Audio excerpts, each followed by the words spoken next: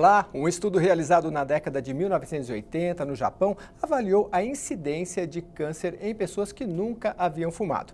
O chamado estudo de Hirayama avaliou mais de 100 mil mulheres e se tornou célebre por concluir que mulheres casadas com fumantes, ou seja, fumantes passivas, tinham incidência dobrada de câncer de pulmão quando comparado àquelas que conviviam com os não fumantes. Pois é, no estado de São Paulo, a lei que buscou garantir os direitos dos não fumantes a ambientes livres de cigarro completou neste mês de agosto de 2017 8 anos.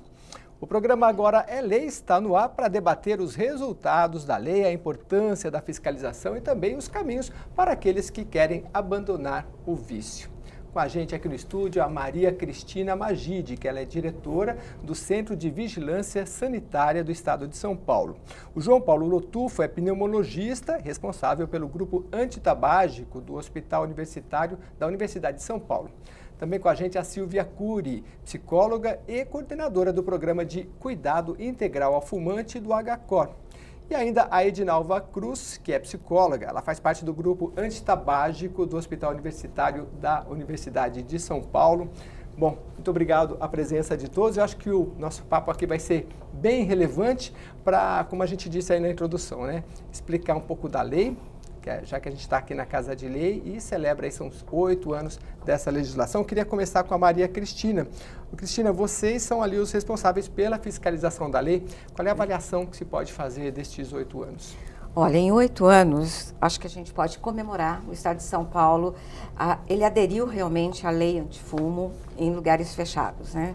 Nós temos resultados extremamente relevantes com relação a fumar em ambientes fechados, né? No Estado de São Paulo isso já não é mais uma prática. O Estado de São Paulo ele conseguiu criar um grande debate nacional através da implantação da sua lei e isso traz é uma lei para a saúde pública, né? Como você mesmo colocou, foram estudos semelhantes a esse do Japão que desencadearam uma proposta, um projeto de lei para que se não fume em ambientes fechados. Uhum.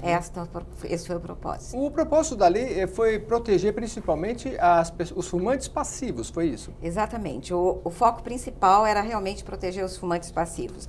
As pessoas que fumam sem fumar, né? Uhum. E isso levando a doenças que os próprios fumantes estão sujeitos. O aumento do câncer em pessoas que nunca fumaram e convivem com fumantes, né? O aumento de doenças cardiovasculares. Então, é para proteger realmente quem não fuma e num ambiente de fumante. O doutor João Paulo Lotufo, ele é pneumologista e vai explicar aqui para a gente. Doutor, estou bem curioso aqui para saber desse grupo antitabágico do Hospital Universitário da USP, mas eu queria que o senhor falasse antes primeiro sobre esta questão do fumante passivo e a gravidade real do fumo, não só do cigarro, mas é o principal, né? Eu sou pneumologista pediátrico, então em 2005 nós fizemos um trabalho na Universidade de São Paulo que era dosar a nicotina na urina de crianças de 0 a 5 anos que vinham ao pronto-socorro. 2005 era antes da lei, né? Sim. E 24% das crianças de 0 a 5 anos tinham nicotina no organismo. Isto é o tabagismo passivo. A nicotina é de quem? Dos pais, obviamente. Se a mãe era fumante, o nível de nicotina era maior, porque a mãe está mais perto da criança, e assim vai. Uhum. E tornamos o Hospital Universitário ambiente livre do tabaco em 2005, antes da lei. Foi muito difícil. Foram 4 anos trabalhando nessa questão dentro do hospital. Uhum. Porque eu tinha médico que atendia fumando, por exemplo. Né? Então, no ano 2000, na Europa, se criou um grupo para retirar o cigarro dentro dos hospitais europeus. Isso que nós trouxemos esse projeto para o HU e aí começamos a trabalhar. Retirar o cigarro dos hospitais europeus. Quer dizer, lá no ano 2000 também se fumava dentro do hospital. Médicos que atendiam e fumavam. Médicos e todo mundo. Entendi. Então é uma batalha muito grande, mas nós conseguimos essa vitória. Vale a pena salientar que São Paulo foi ambiente livre do tabaco em 2009, mas o Brasil só em 2014. Uhum. Tivemos 5 anos aí de espera para um ministro da Saúde segurar a promulgação da lei a nível de Brasil durante 5 anos. Isso é um absurdo, não é? Só quando trocou o ministro da época é que o novo ministro pôs a lei para Brasil inteiro. O senhor fala da lei que proíbe a propaganda também? a propaganda não, lei que proíbe fumar em ambiente fechado. Sim. Tá? Mas tivemos a lei a questão da publicidade também, que foi muito... Foram vários itens que ajudaram nessa época toda, porque nós éramos 30% de fumantes. Hoje somos menos de 10% de fumantes no país. O que ajudou? 10%. Melhorou muito. Então, a legislação foi um negócio importante, aumento do preço do cigarro. Tem uma relação direta, o aumento do preço? Direto. Porque hoje está bem mais caro, né? Direto, mas ainda é um dos mais baratos, comparado com o americano e com o europeu. Depois, criou-se punição para quem não respeitasse a lei, foi uma coisa que pegou a nível de São Paulo e Brasil. Né? Tá? E depois, tratamento gratuito para a população. E retirada da propaganda. Tá? Que foi um fator muito importante também. Então, você tem 5 itens aí que ajudaram muito a diminuir o número de fumantes no país. O doutor faz parte desse grupo antitabágico do hospital. Eu vou perguntar para a Silvia também, que ela coordena esse trabalho no mesmo hospital, né, Silvia? Não, é outro hospital. A outra, é porque aqui nós temos o HCOR e o HU. E o HU. Então vamos entender. A Edinalva no HCOR. No HU junto com o João Paulo. E a Silvia no HCOR. Então fala um pouquinho pra gente, daqui a pouco a gente volta com eles. No HCOR tem um trabalho específico voltado para isso e como é que é realizado? Bom, nós temos um trabalho já desde 1992, logo que nós começamos a falar em malefícios do tabagismo no Brasil. Então, começamos tratando funcionários, hoje nós tratamos funcionários, tratamos público externo nos ambulatórios e tratamos pacientes internados. Você fala tratar porque é uma doença? Porque tabagismo é uma doença, né? Tabagismo é uma doença, inclusive com uma classificação no CID, que é o Código Internacional de Doenças. Ele tem um número específico, porque a nicotina ela promove dependência física e psicológica. Então, ela altera emocional e comportamento, por isso que ela é considerada, de fato, uma doença que deve ser tratada. Então, nós temos esse trabalho lá há 24 anos, fazendo esse acompanhamento. Temos programa também de prevenção. Nós temos também um programa de capacitação para profissionais da saúde, que já fizemos, inclusive, uma parceria muito interessante pela filantropia com o Ministério.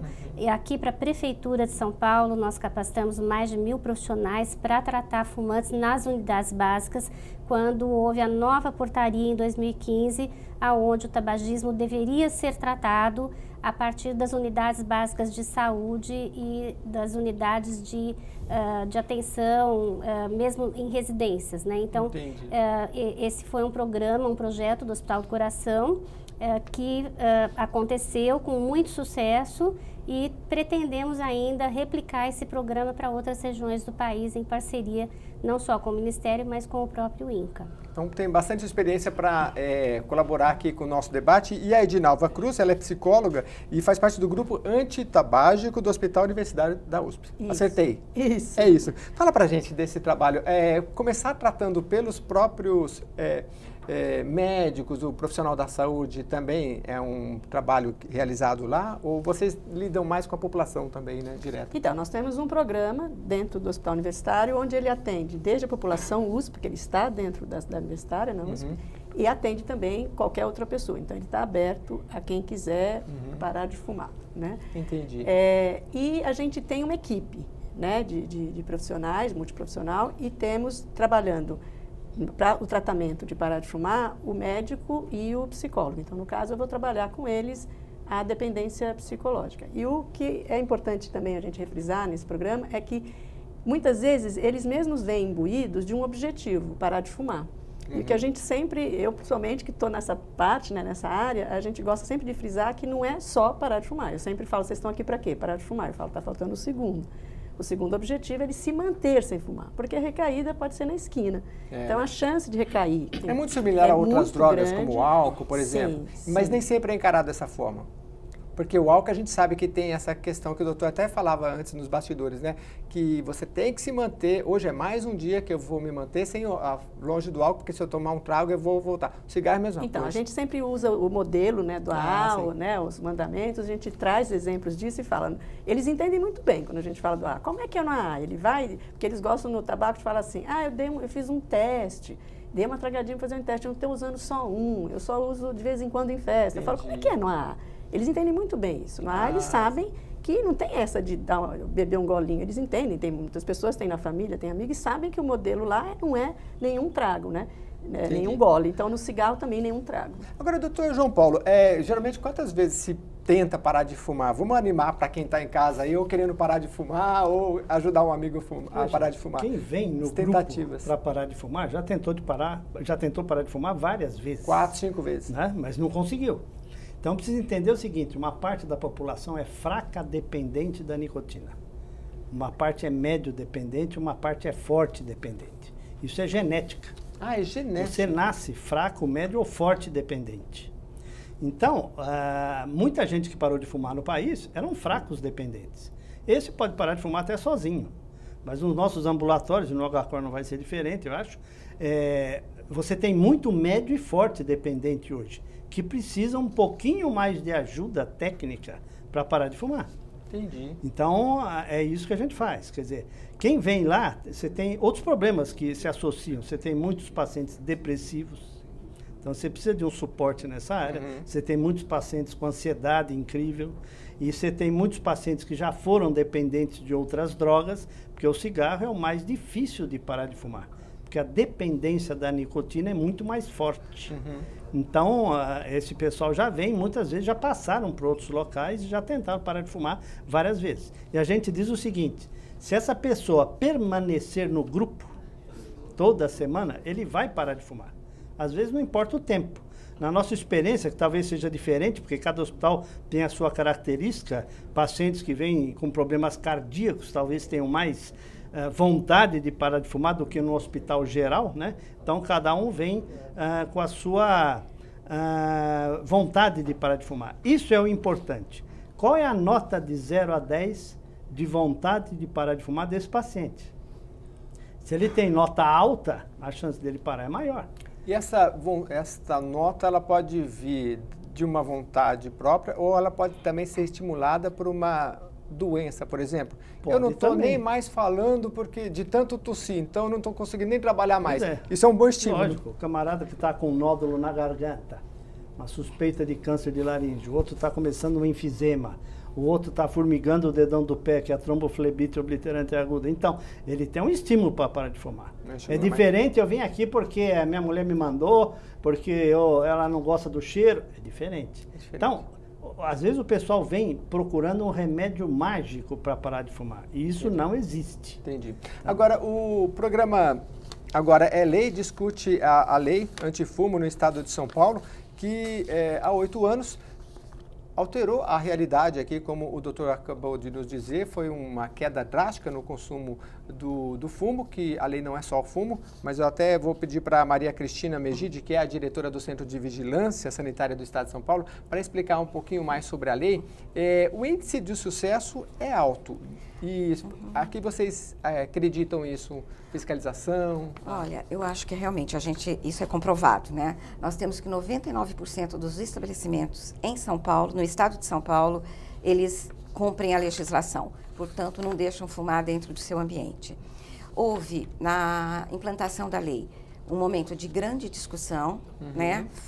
Houve a mídia presente em todos os lugares, a comunidade científica se manifestando dos riscos do tabagismo passivo, e a gente trabalhou durante 3 meses antes da implantação num processo educativo.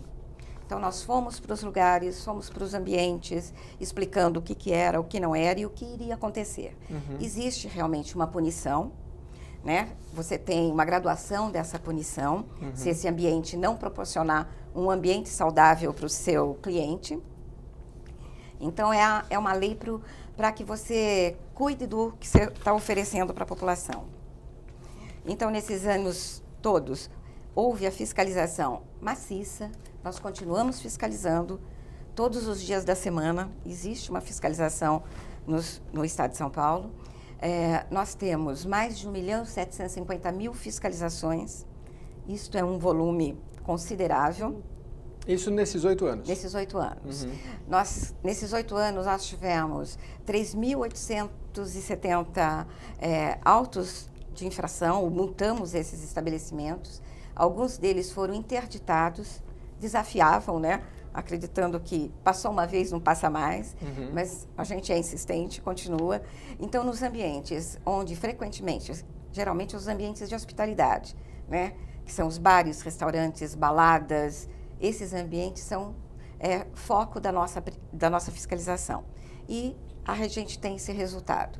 No início antes de começar essa fiscalização, a implantação da lei, a gente fez um trabalho, o Centro de Vigilância Sanitária, junto com o Instituto do Coração, de medir o monóxido de carbono nos ambientes, abertos, fechados e parcialmente fechados. E depois foi feita a mesma medição 3 meses após a lei. O que tivemos de resultado? Uma diminuição de 70% do monóxido de carbono, que é um dos elementos do tabaco, nesses ambientes. 70%, 70%, né? Numa cidade como São Paulo, que deixa para os carros aí tanto monóxido de carbono, né? Nós já temos a poluição, né, do ambiente, do ambiente externo, a poluição do ar, né? Já do ar, dos carros. 70% é uma queda bem significante. Eu vou pedir para o pessoal colocar para a gente o site do leiantifumo.sp.gov.br, que ali tem muita orientação para quem estuda esse tema e para quem... É um site do próprio governo do estado de São Paulo, leiantifumo.sp.gov.br, é bastante abrangente. Agora, eu queria perguntar um pouquinho para a Silvia, que já tem bastante conhecimento nessa área. Vocês começaram em 92, né? E ela falou das campanhas, que a lei, ela começou com bastante diálogo, com campanhas, enfim, né? Mas as campanhas, a percepção que vocês têm, todos, em relação às campanhas para reduzir o consumo, porque a lei, ela atinge os locais públicos, mas o doutor falou aqui, o doutor João Paulo falou da questão da medição nas crianças, e aí é dentro de casa, né? Como é que as campanhas de prevenção têm que ser aprimoradas? Com certeza. Nós temos um projeto que se divide em 2 partes. Dentro da área médica, a gente tem um programa de aconselhamento breve sobre drogas, tabaco inclusive, na consulta pediátrica. Não importa a faixa etária do paciente, nossos alunos perguntam, indagam, percebem qual o risco de droga na família. Por exemplo, os pais fumam, então eu vou ter criança fumante passiva. Então, eles trabalham essa questão durante 2 a 4 minutos em cada consulta e levam um livreto para essa criança, que tem um personagem que chama Dr. Bartô. Se você abrir Dr. Bartô no Google, você sai nesse programa. Dr. Bartô. Isso. Legal. Esse é um projeto da universidade? É um projeto nosso dentro do hospital universitário. Então, na área médica, é trabalhar com os pediatras. Tá? Eu represento assuntos de drogas na Sociedade de Pediatria de São Paulo e Sociedade Brasileira de Pediatria. Então, a gente estimula os médicos a trabalharem o aconselhamento breve sobre drogas. Por quê? Porque este é o fator mais importante que diminui a experimentação de droga. Uma coisa é eu começar a fumar depois dos 21 anos. Outra coisa é eu começar a fumar com 13, 14, 15. A chance de dependência de qualquer droga utilizada quando o cérebro está em formação, a chance de dependência é maior. E isso vale para todas as drogas. Então, tolerância zero para o cigarro, tolerância zero para a maconha, tolerância zero para o álcool até os 18. Porque qualquer droga experimentada antes dessa faixa etária, o risco de problemas vai ser maior. E nas escolas a gente tem o mesmo programa, em empresas a gente tem o mesmo programa, que é discutir o assunto. Porque discutindo o assunto, você vai reverberar em casa essa discussão. Entendi. E isto é mais eficaz do que esporte, espiritualidade e outras coisas. Então, é nisso que a gente trabalha, na prevenção de drogas, e é uma coisa que precisava ser muito desenvolvida para a gente alcançar aí um volume grande. Começando em casa. Então, olha, você vai no Google, como o doutor falou, digita lá Dr. Bartô, B-A-R-T-O, né? Isso. Você vai encontrar um trabalho interessante da Universidade de São Paulo.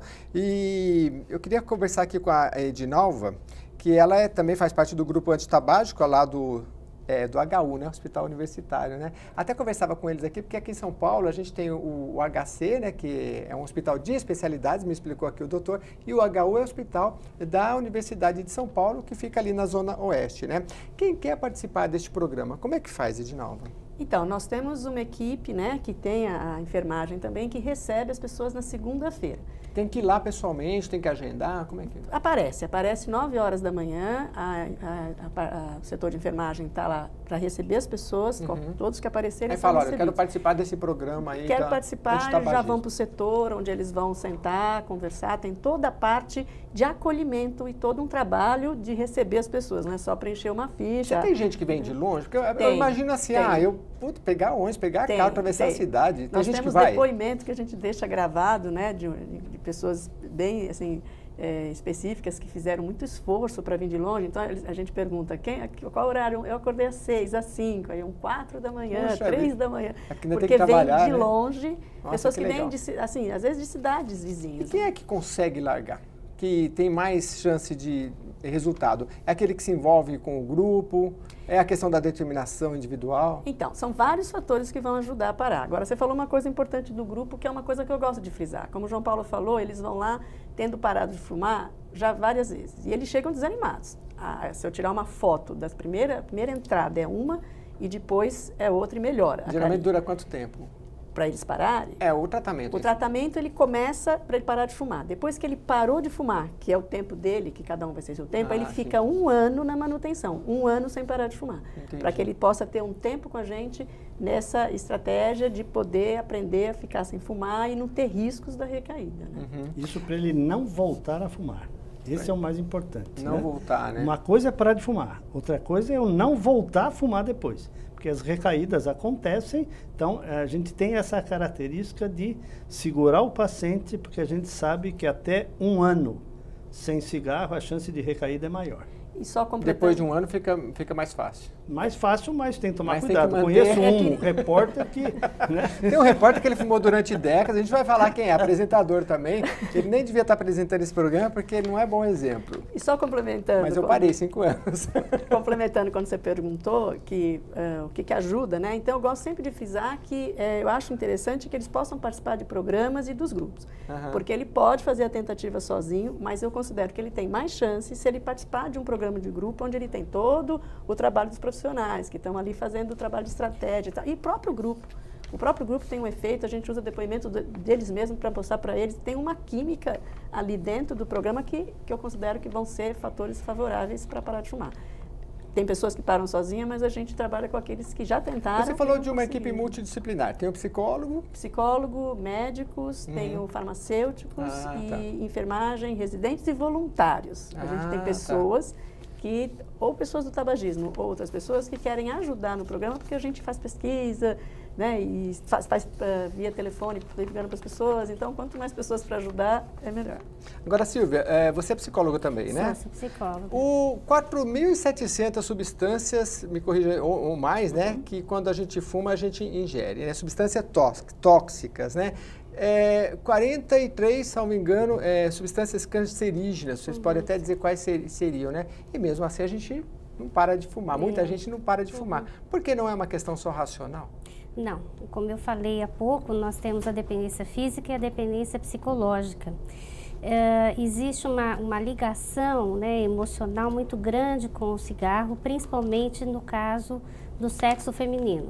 Os homens lidam com o cigarro talvez de uma forma um pouco mais racional do que as mulheres. Então, esse é um ponto muito interessante quando a gente trabalha grupos, porque nós temos que, mesmo dentro de um grupo misto, olhar para o perfil desse fumante. Então, lá no Hospital do Coração, nós não trabalhamos com grupos abertos, né, como o Dr. Lotufo trabalha. Nós temos grupos fechados. Sim. Então, são grupos que se formam. Nós temos um período de 3 meses e meio de acompanhamento frequente até ele parar de fumar, e depois também temos a possibilidade de acompanhar até 1 ano após o encerramento desse grupo principal. Nesse grupo, nós avaliamos esse perfil de fumante. Para nós, na nossa observação, com todas essas leis que nós temos, com todo esse progresso em relação a cessação do tabagismo. O Brasil é um dos países que mais trata fumantes no mundo, ele é modelo em tratamento de fumante no mundo. Nós conseguimos um resultado muito bom e observar o seguinte: depois desta lei última que nós estamos falando agora de ambientes fechados, nós reparamos o seguinte, que o que ficou para nós tratarmos são aqueles fumantes mais compulsivos, mais difíceis de parar. E necessariamente não é aquele fumante que fuma pouco. O que eu observei é que aquele fumante que fuma 2 ou 3 cigarros, ele pode até ter uma dependência física um pouco menor, mas a dependência psíquica dele em relação ao cigarro é muito mais forte. Então, eu estou com um grupo atualmente no hospital que eu tenho uma pessoa que fuma 2 cigarros por dia e é muito difícil para essa pessoa pensar em parar esses 2 cigarros. Então, é uma pessoa que me demanda um pouco mais de atenção, de cuidado, e cada um deles nós temos que observar o perfil de fumante que ele tem para poder entender o seu funcionamento e responder aquilo que ele necessita. Então, o que é importante nesse sentido? É ele ter vontade de parar, é ele buscar o grupo, é ele participar das sessões. As pessoas que participam poucas vezes, também já tem um estudo em relação a isso, se ele vai menos de 50% durante o tratamento, a chance dele parar é muito menor. Então, é importante que ele, de fato, se envolva nisso. No sentido de melhorar um pouquinho até essa questão que você comentou, quem mora longe, que para eles é um hospital público e tem gente que de fato tem algumas dificuldades maiores, lá no HCOR nós temos já há um ano um programa que, além do presencial em grupo, nós temos um programa online. Ele faz 2 consultas com o médico presenciais, uma com o psicólogo, e o restante do tratamento nós acompanhamos através de um sistema chamado telemedicina, onde ele vai ser acompanhado à distância. Então, se ele estiver viajando, ele não tem a desculpa de falar não vou à sessão, porque ele vai participar. Nesse caso, são sessões individuais, não trabalhamos com o online em grupo. E tem dado um resultado muito bom, porque... Então, para entender, o online, ele é aberto ao público, não? Também aberto ao público, tá. Né? Aberto ao público, aí até funcionários tem que entrar no site participam. No site do HCOR, nós temos uma loja virtual que a pessoa pode entrar, não só no site do próprio hospital, onde tem todas as informações, que esse programa virtual chama-se Vida Sem Cigarro, né? Se você colocar vidasemcigarro.hcor.com.br, não tem o HCOR nesse caso, a pessoa vai ter todas as informações. Esse programa ele pode ser o online ou o presencial. Então, nós temos evoluído um pouquinho nisso. É interessante que o próprio SUS também está caminhando para esses atendimentos de telemedicina, talvez no futuro próximo. Então, o que nós temos trabalhado é justamente em tentar abordar o máximo da população que nós podemos ter. Nós temos, às vezes, solicitações de pessoas de outros estados que conhecem já o nosso trabalho. Essa é uma possibilidade de você atingir pessoas de outro estado. Então, é uma forma que nós temos hoje em dia, né, de poder evoluir, levando o tratamento de uma forma mais ampla para a população. Tem muita gente que precisa, o doutor falou aqui, doutor João Paulo, que são cerca de 10% da população ainda fuma no Brasil. Mas nós caímos de uma taxa de 30% de algumas décadas. Nós caímos em 3 décadas de 30% para 10%. 30% para 10%. Fica aí com a gente, eu vou fazer um rápido intervalo. Estou aprendendo bastante aqui. Aprendi que é uma questão genética também, a questão do vício do tabaco, e que tem a influência também psicológica, e são muitos fatores e, pelo que eu estou entendendo, tem que tratar com individualidade. A gente já volta já já.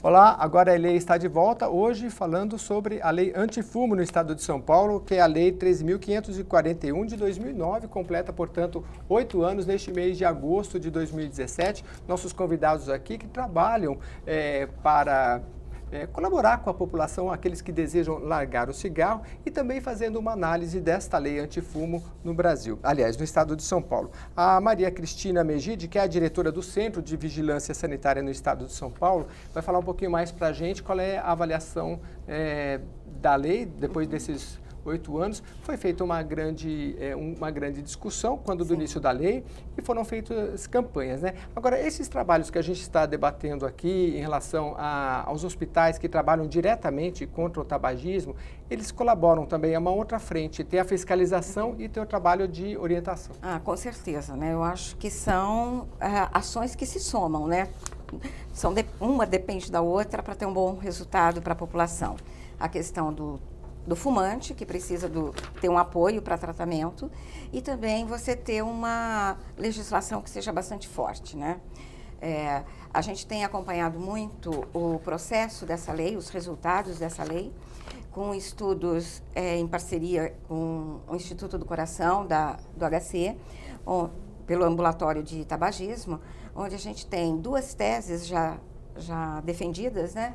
Onde em 17 meses da legislação, após a entrada da lei, de vigência da lei, houve uma redução de 571 óbitos por infarto do miocárdio e 228 óbitos por acidente vascular cerebral. São números bastante significativos e esses números são concordantes com a literatura internacional. Então, a gente está no caminho certo mesmo, né? Um outro trabalho onde coloca que a velocidade com que você estava diminuindo a internação por doenças cardiovasculares, aqui no município de São Paulo, se era 1% após a implantação da lei, essa velocidade foi para 3%. Então, ela aumentou a velocidade com que se diminuíram as internações por doenças cardiovasculares. Então, são dados extremamente relevantes, né? E compatível com a literatura internacional. Eu acho que isso temos que divulgar para as pessoas, porque o tabaco, ele não mata só quem fuma, ele mata quem está do lado. Então, ele é tão letal, né, que ele mata os outros. Então, essa é a grande importância. Pois é, e mata a saúde do corpo e também economicamente é bem grave, porque tem uma informação aqui que chega para a gente de que o gasto no Brasil anual é de 57 bilhões de reais, 40 bilhões de reais só com despesas médicas relacionadas aí ao tabagismo. Agora, doutor João Paulo, quais são as principais doenças acometidas que o tabagismo causa? Então, para o fumante você vai ter toda a parte de câncer, não só de pulmão, mas câncer até de mama, câncer de útero, câncer de pâncreas, tudo isso está, porque o cigarro não vai só para o pulmão, né? A fumaça vai para todo o organismo, vamos chamar assim. Precisamos lembrar que o tabagismo é a primeira causa de morte evitável no mundo. O que significa isso? Se eu não fumar, não vou morrer de doença tabaco relacionada. O álcool é a segunda causa de morte evitável. Quer dizer, se eu não tiver excesso de bebida alcoólica, não vou morrer disso. E o tabagismo passivo é a terceira causa de morte evitável. Você vê a importância disso. Nossa. E na criança, o que acontece? Mais inflamação de toda a parte respiratória, então bronquites, sinusites, otites, infecção de ouvido, pneumonias, etc. E tem também um dado que é bastante importante na pediatria, que é a morte súbita. O que é morte súbita? Põe um nenenzinho para dormir e o povo diz que o nenenzinho acordou morto. Morte súbita é isso. E aumenta 2 a 5 vezes mais morte súbita em nenês fumantes passivos. Então, a importância disso é monumental. Agora, precisamos lembrar só um dado, que é o seguinte. O que ajudou muito nessa luta antitabágica? Foi a retirada da propaganda da mídia. Então, esse foi um fato muito importante. Mas só que existe também a propaganda indireta do cigarro hoje. Então, você tem programas na televisão, esses programas lá que o pessoal fica dentro da casa, etc. e tal, onde estão se fumando lá dentro, estão fumando lá dentro. Então, esse é um exemplo, vamos dizer, uma propaganda indireta do cigarro que ainda existe. Então, a gente precisa continuar trabalhando isso daí. A propaganda no ponto de venda é outra, que é a CTBR, que é a Associação de Controle do Tabagismo do Brasil, que é uma ONG da sociedade aí que trabalhou esse assunto todo. A luta agora é tirar a propaganda do ponto de venda. Porque a hora que a criança vai à padaria comprar leite e pão, ela tem um maço de cigarro ali do lado e uma big propaganda do cigarro. Uhum. Então, a luta continua. A luta continua. Aliás, essa questão da publicidade, e não só da publicidade, mas toda a questão cultural, eu acho que as doutoras psicólogos aqui também podem colaborar com a gente, porque a gente citou aqui a questão das tochas da liberdade, né, que na década de 1920 fez com que as mulheres começassem a fumar, que é um público de 50% ali que a indústria do tabaco queria e conseguiu trazer. Houve épocas que as mulheres conseguiram fumar mais do que... Conseguiram não, fumavam mais do que os homens.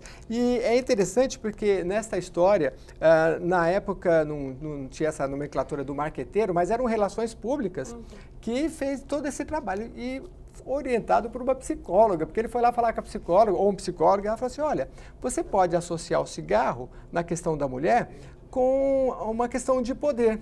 Né? Porque a mulher está indo para o mercado de trabalho, ela está começando a votar. Se você conseguir fazer essa associação, você vai vender cigarro para burro. E conseguiu realmente vender muito cigarro. A gente tem essa capacidade de fazer campanhas publicitárias também, doutor, tão boas quanto essa, só que ao contrário. Eu me lembro uma vez do Ministério da Saúde fazendo uma campanha muito legal, isso tem muitas décadas. Um monte de jovens alegres, felizes, num cartaz, e embaixo assim, um dizer simples, dá para ser feliz sem cigarro. Aquilo era realmente muito emotivo e tocava realmente. Campanhas que só não use drogas, parece que não tem tanto efeito. O que a gente precisa deixar claro é o seguinte, a indústria tabaqueira, ela sabia do poder viciante da nicotina. Ela tinha ideia perfeita disto. E tinha ideia dos malefícios do cigarro, mas omitiram essas coisas. Então, esse que é o problema. A indústria associou até a saúde, né, na época. Associou até a saúde na época, mas isso foi tudo planejado. Então, eu pergunto para os alunos, quando eu vou numa escola fazer palestra sobre esse assunto, eu perguntei para uma classe de 100 alunos lá, quem tem avós que fumavam? 90% levantaram a mão. Quem tem pais que fumavam? 40% levantou a mão. Quem tem irmãos mais velhos que fumavam? Menos de 10% levantou a mão. Quer dizer, hoje não tem dúvida de que o cigarro faz mal, ninguém tem dúvida disso. Aí eu perguntei para eles, por que os avós fumavam? E eles me falaram, porque era charmoso, porque era legal, porque era sexy, porque não conheciam os malefícios do cigarro, e assim vai. Entendi. Eu perguntei para eles, por que o jovem usa maconha hoje? E eles falaram, não sei. E eu falei para eles, porque é charmoso, porque é sexy, porque desconhece o malefício da maconha, etc. É a mesma coisa hoje que está acontecendo com a maconha, que é fumada, foi o que aconteceu com o cigarro na década de 50, percebe? Na década de 50 era chique fumar. Muita gente fala, o primeiro maço de cigarro foi meu pai que me deu. E com a maconha hoje está acontecendo a mesma coisa. Então, no nosso trabalho que investigamos com 6.500 alunos em escolas públicas no entorno da USP, 25% dos jovens até 17 já experimentou o cigarro.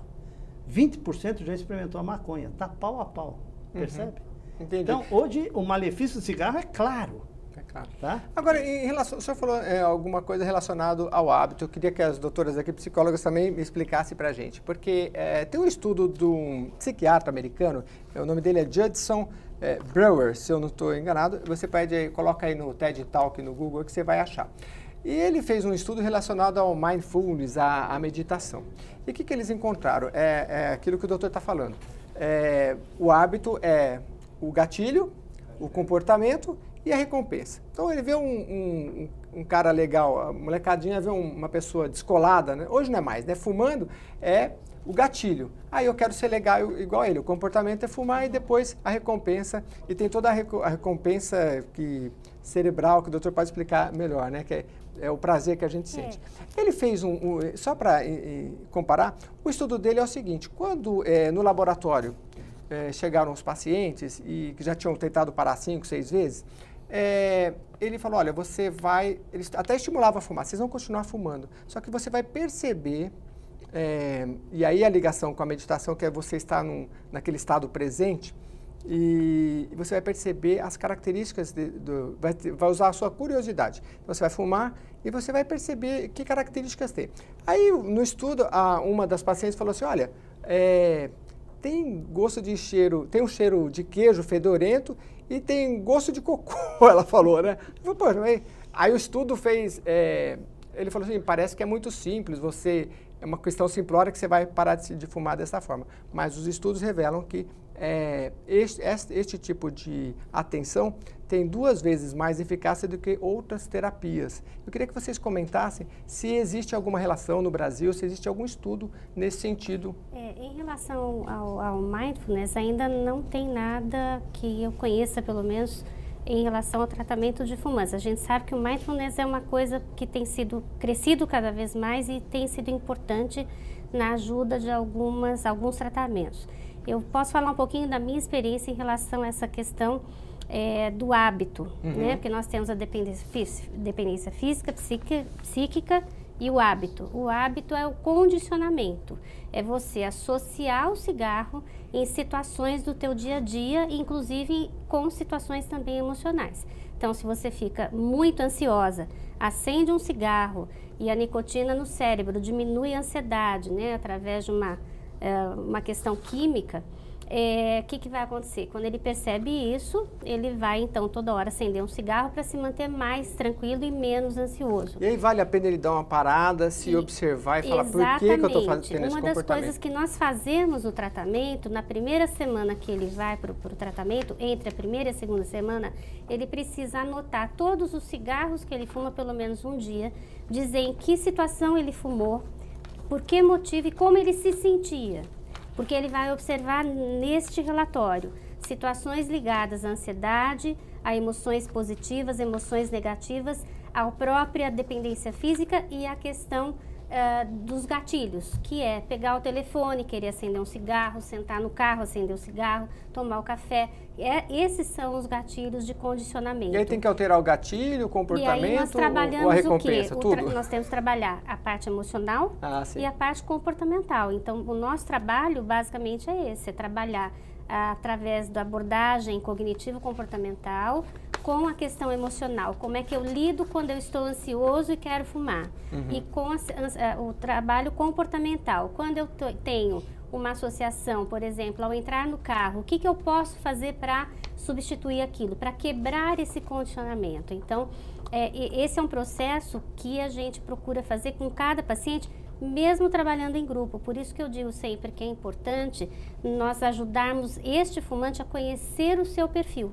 Se ele conhece em que momentos, quando, como, por que ele fuma, é muito mais fácil eu ajudá-lo a buscar a cessação, porque ele vai se dotar de instrumentos para ele poder trabalhar todas essas questões para levá-lo ao sucesso do tratamento. E muitos chegam ao sucesso. O programa agora é lei, debate aqui a Lei 13.541 de 2009, que trata da lei antifumo, uma lei de autoria do Executivo. Aqui com a gente, a Maria Cristina Magid, que é diretora do Centro de Vigilância Sanitária, e trouxe números interessantes para a gente. Agora eu fiquei curioso sobre o seguinte: o descumprimento da lei de se fumar nesses locais públicos, a multa é de R$ 1.253,50, acredito que esteja atualizada. Mas aí, se houver o descumprimento, é um dobro, no caso da reincidência, e na terceira vez... 48 horas de interdição do estabelecimento e uma terceira vez seria a interdição por 30 dias. E houve casos de interdição? Já tivemos já interdição por 48 horas, tivemos interdição por 30 dias no estado de São Paulo. Poxa vida, mas acho que isso mais no início da lei. Sim, isso foi mais no início. Recente, a gente tem acho que 2 casos, e os 2 no interior, não aqui no município de São Paulo. E você acha que a cultura do paulista mudou com a lei? Tenho certeza disso, eu acho que é visível. Paulista e paulistano, né? Eu acho que é visível isso. A gente vê os relatos dos próprios profissionais que trabalham na área da hospitalidade, a gente vê de serviços de saúde que contam isso pra gente, e também das pessoas, da população em geral, né? Que é muito melhor agora andar em São Paulo, em qualquer lugar, nos seus ambientes fechados. A gente ouve comentários de pessoas que vêm de outros estados e relatam que São Paulo é diferente, como é bom ir para um lugar aqui em São Paulo. Então, a gente tem todas essas comprovações, né, de que realmente deu certo. Vocês têm acompanhado em outros países, ou em outros estados e em outros países, né? Vocês que trabalham com isso, como é que é a relação? A gente tem acompanhado, principalmente alguns lugares, né, aqui do Brasil, que a gente vai para dizer da nossa experiência, né? Porque o que a gente fala, se deu certo em São Paulo, pode dar certo em qualquer lugar, né? vários estados que já implantaram leis semelhantes não conseguiram o resultado que a gente conseguiu aqui, né? Mesmo tendo uma lei federal, essa lei ainda está carente de um processo muito mais incisivo de fiscalização, né? Então, em outros lugares que já implantaram, né, em outros países, a gente vê que os resultados são semelhantes, tanto os resultados para a saúde, como os resultados de satisfação da população. Entendi. Agora, Edinalva, você que integra aí o grupo antitabagismo do Hospital Universitário da Universidade de São Paulo, que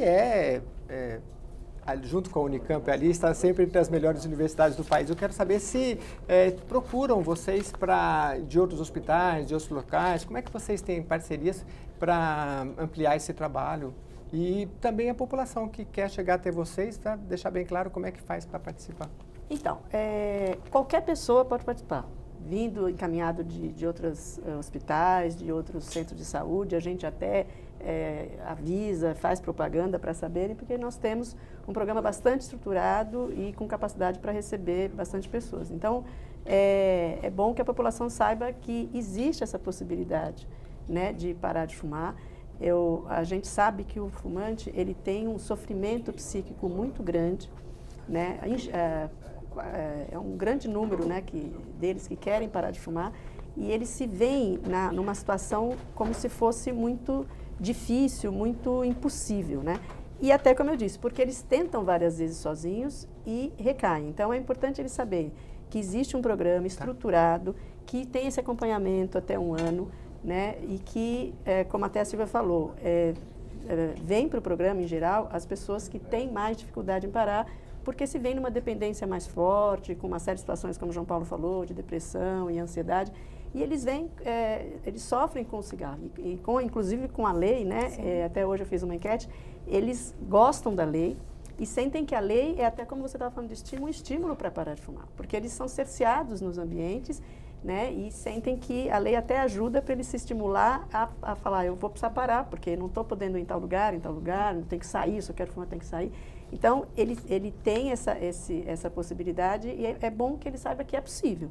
Pode ser difícil, mas é possível parar de fumar e hoje, como o João Paulo falou, há uma consciência muito maior, né? Já foi o período de charme, todo mundo sabe que já acabou, né? Quem ficava no cavalo morreu de câncer, né?